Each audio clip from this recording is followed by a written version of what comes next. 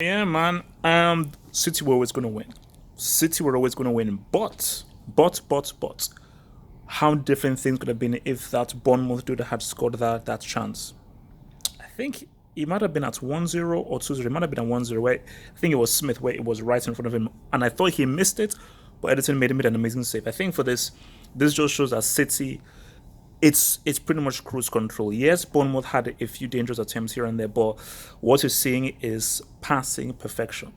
Because remember, Pep Guardiola from his playing days was a central midfield passing icon who really learnt under your boy Cruyff. And I think what he's building within this team is a team whose passing from the flipping defender all the way to the striker is precise and on point. And in David Silva, you're seeing a dude who can pass the ball through the eye of a needle. And in Sergio Aguero, bona fide goal scorer. Aguero may not be a Pep player, but he's a goal scorer, and that's all that matters. That's just the key thing that matters. So just think, for City looking good, looking good. This wasn't, I think for them, even when at 2-0, they sort of were in cruise control. And then when Harry Wilson scored at 2-1, the game could have easily changed. And I think, first of all, that Harry Wilson free kick was insane.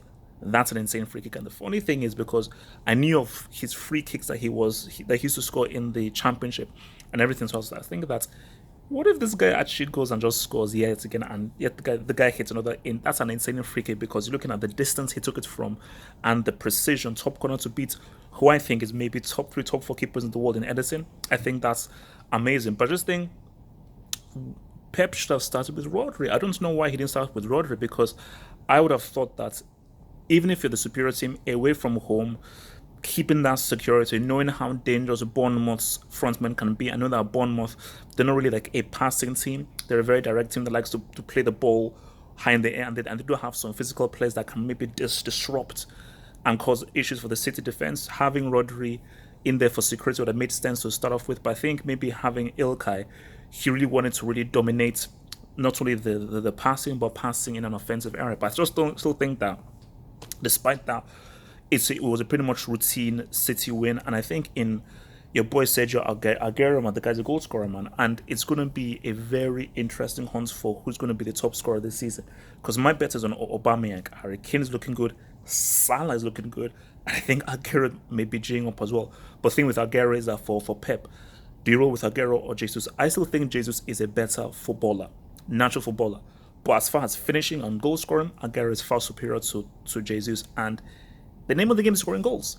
So even if Aguero may not have the kind of pressing game, overall playing game that Pep wants, let everyone else around him do that because Bernardo Silva does it very well. De Bruyne does that excellently well. Aguero just there to finish. Aguero just to finish off. And I think what you're seeing from Aguero, especially in his second goal, even in his first goal as well, he can sniff out the chance. His instincts are amazing, and just having those strikers' instincts is something you cannot train. You are either born with those instincts or you're not born with those instincts. I just wish those instincts actually worked when he put on an Argentine jersey or in a Champions League semi or a Champions League final. But I think for overall, pretty routine victory for Man City, and I'll say this for Bournemouth. Very impressed with what they've done. This is a team who they play in my backyard and they should already be relegated. The fact that teams who are far bigger than them have been relegated and these guys are still consolidating a place in the Premier League just shows you that great coaching, great management, and I think that as a team, they're just a very, very solid team. I think they'll be fine again. But I'm just impressed by a team like a Bournemouth who don't have the same kind of resources that other teams have.